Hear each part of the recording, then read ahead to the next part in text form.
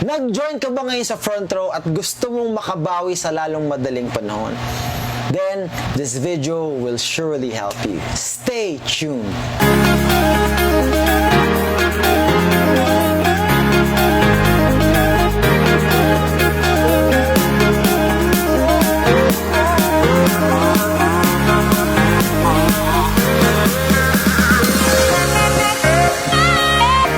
Welcome to another video training na ginawa ko for front row distributors, and hopefully this will help new distributors to at least have a guide on how to maximize yung 3-way earning scheme natin to get their money back as soon as possible. So let's get straight to it.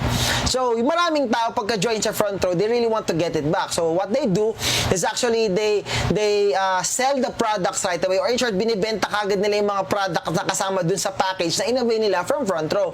Because actually, good thing, lalo pag platinum ang in-avail mo, once you sell all of the products included in the package, you will get worth na 15,620. So it's a good thing kasi 49.88 nilabas mo, you're gonna get 15,620 out of the products na kasama dun sa package. So in short, yung negosyo mo, bawi ka na talaga agad. So wala ka nang problemahin. But good thing about it, ako advice ko, di ba, wag mo muna kagad ibenta. I truly advise na sana kahit na paano, gumamit ka ng mga products ng front row. Because when you start to sell products, magiging malaking advantage mo yun, di ba? Kasi mas kilala mo yung produkto na binibenta mo, iba yung conviction mo magkwento, iba talaga yung convincing power mo because you personally experience the beauty of the products. So, what if naman gagamitin mo yung products? What are the specific ways that you can use or you can do in order for you to get your money back? Ang goal natin is to at least you sell 10 bottles of front row Lux products, lalo na yung slim, renew, tsaka white natin, because once you sell these products, di ba, per bottle nito you will earn 1,500.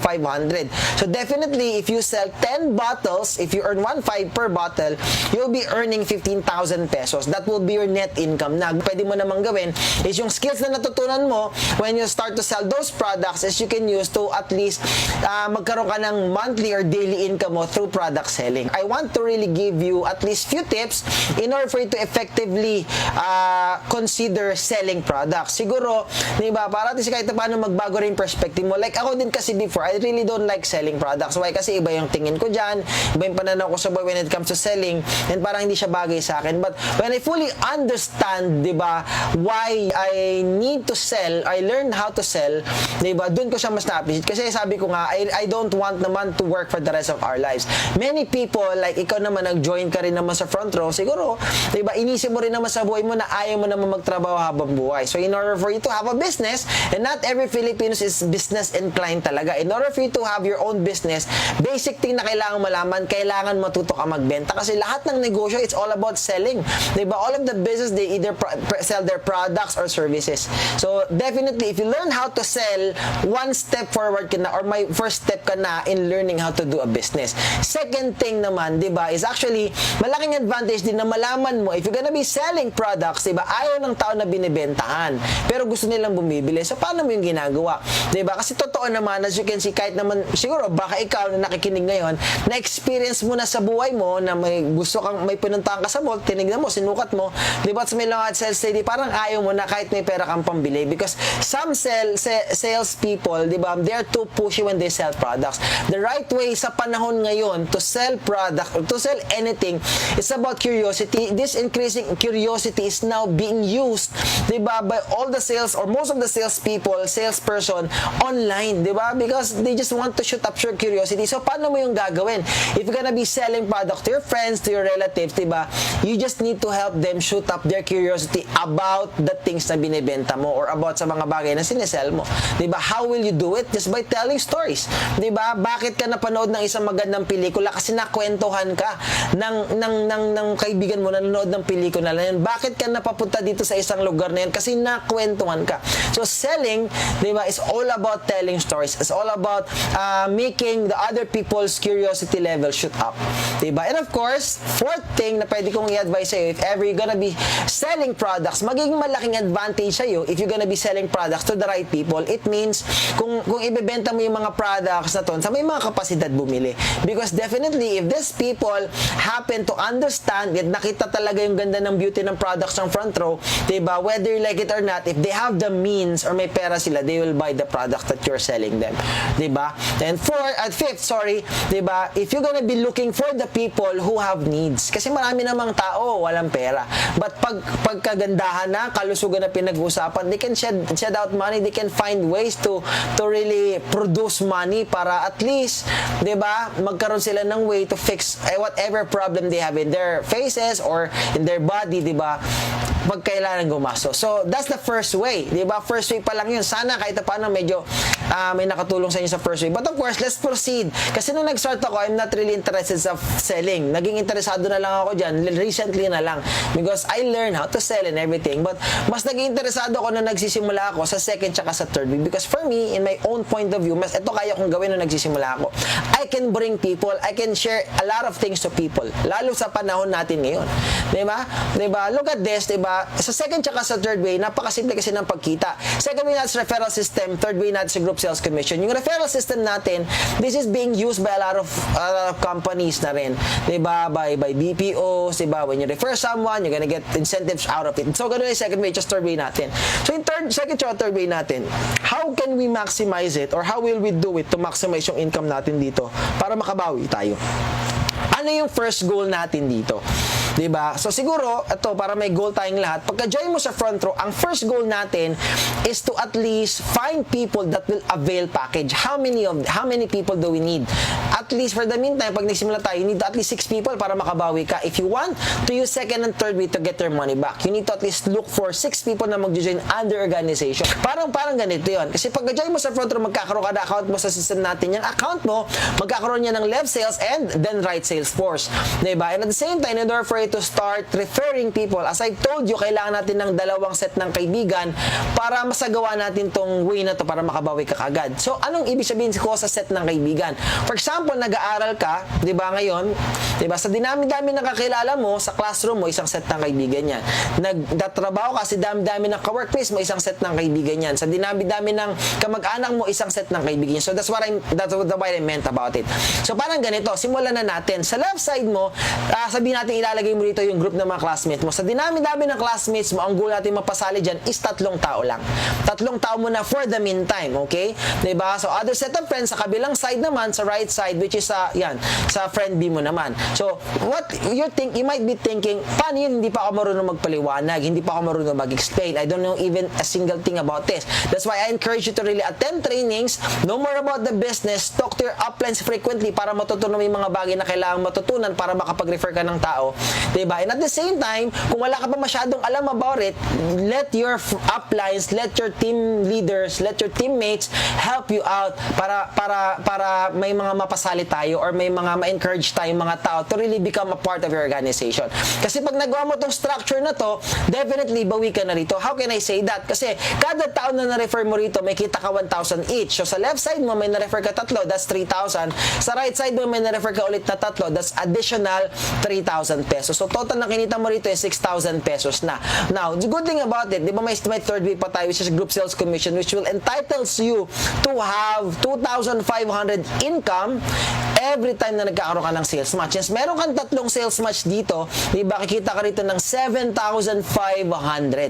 Di ba? So, kikita ka ng 7,500 dito. So, magkano na yung total na kinita mo? You totally earn 13,500. So, break even ka na talaga sa nilabas mong 14,988 after availing the package. So, it's, of course, fast ROI siya. Mabilis talaga yung pagbawi if you will do it accordingly. Before we part ways, I'm gonna give you a few tips lang in order for you to be kahit na paano successful in sponsoring people. Diba? Tip on sponsoring. What it's sponsoring, by the way? Many people think of what we're doing here is we recruit people. For us kasi, we don't recruit people. When you recruit people kasi, in our point of view, when you refer people or kumita ka na from that person, end na yung obligation mo sa tao na yun. So that's recruiting or recruitment. Sa atin kasi, we don't recruit, we sponsor people. What do you mean by sponsorship? When you sponsor people, after nyo nag-sign up ng form, after nyo nagtiwala sa'yo, after nyo nag-avail ng package you earn from him, diba? That is the start or pagtulong mo doon sa tao mga nagtiwala sa'yo. That's sponsorship. So, So, paano natin yung gagawin? First, definitely, first, I want you guys to kahit paano create a prospect list because prospect list is very, very necessary sa ginagawa natin. Mahalaga kasi may listahan ka para organize yung mga taong ini-invite mo. Even ako, when I started, my mentor, my uplines, let me do a lot of, I need to create a prospect list. Kahit ngayon, from time to time, you need to update your prospect list. Para at least, updated ka sa mga taong possible mong ma-refer. Diba? You don't miss out with people na may chance ka ma-refer. Ask your uplines how to effectively create a prospect list. Second thing, you need to at least use the form in case. What do you mean by form? Form means family, occupation, recreation, tsaka money. So these are things that we need to know from the people na i-invite natin or gusto nating sponsoran. Why? Because once we know this information, we need to at least look for the value ng front row sa kanila. Because that's what we do. We find the value of front row sa kanila. Some people kasi, they need, di ba? So, anyway, ano ba yung form? Ito yung madalas mong tinatanong pag may matagal ka ng kaibigan na hindi nakita at nakita kayo ulit, di ba? Inusisa mo yung pamilya niya, yung trabaho niya, yung ginagawa niya pag wala siyang oras, at kung paano yung takbo ng pera sa family nila. So, it's really necessary to know this. But, of course, precaution lang. You need to ask these things to them. You need to know these things to them. Di ba? In a respectful manner. Di ba? Kasi, syempre, these things are quite personal. Lalo kung hindi kayo masyado close. Di ba? Parang awkward naman tanong yung mga bagay nito. But, at least, you need to learn how to converse well, diba? Para at least, diba, we can share to them or give the value ng front row sa kanila in their own perspective. Diba? Aside from you using the form, mahalagang malaman na, mas mahalaga kasi na mas may alam ka doon sa mga kausap mo kaysa may mas alam sila sa'yo. At the same time, diba, we can use the principle of KISS or the KISS principle. What does it mean? It means keep it short and simple. Diba? Ibig sabihin, keep it short and simple, diba? Don't say too much na hindi mo pa kaya i-justify or hindi mo pa kaya i-defend, diba? Because when you start to invite people or pinaprospect mo sila or want to sponsor them and sabi ka ng sabi tapos hindi mo nasagot yung mga tanong nila, most of the unanswered questions will lead to doubt, will lead to fear. So, mas maganda, less talk, less mistake. Kung hindi ka pa marunong magpaliwanag, let your uplines or mentors do that talking for you. Diba? So, yun ang pinakamaganda. At the same time, diba, yung third way natin is, definitely, you need to also change your perspective towards the things that you do. Yung ginagawa natin dito sa front row, we should not be this type of person. Hindi tayo dapat yung tao na to that we ask for, parang we're like begging, nagmamakaawa tayo na no, diba, network marketing or sales, you need to really uplift your perspective mo towards it, diba? Pag nasa sales ka, nasa perspective ka, hindi tayo dapat ganito yung itsura, nakakatawa lang, but hindi tayo dapat ganito yung itsura. Why? Because this is the face of the people who is actually needing help. We don't need help. We already have our thing. We already have front row na makakatulong sa atin. What we do when we share front row to people is we give help. Diba? Tayo yung nagbibigay. Tayo yung nagsusolusyon. Tayo yung nagbibigay ng opportunity. Kasi if you're gonna think of it correctly, diba? Lahat ng bagay ngayon talaga, once we share front row to people, we can solve a lot of problems. Pag nagustuhan nila yung front row, umayos yung itsura nila, tutulungan natin sila. Pag nagustuhan nila yung opportunity ng front row and they earn for their family, definitely natulungan din natin sila. So that's what we should always see, diba? Taasan natin yung tingin natin sa mga gumagawa ng business because that's what we do. We are problem solvers. We are helpers. Kaya nga, yun ang sabi ng mga owners natin, ng front row owners natin sa atin, diba?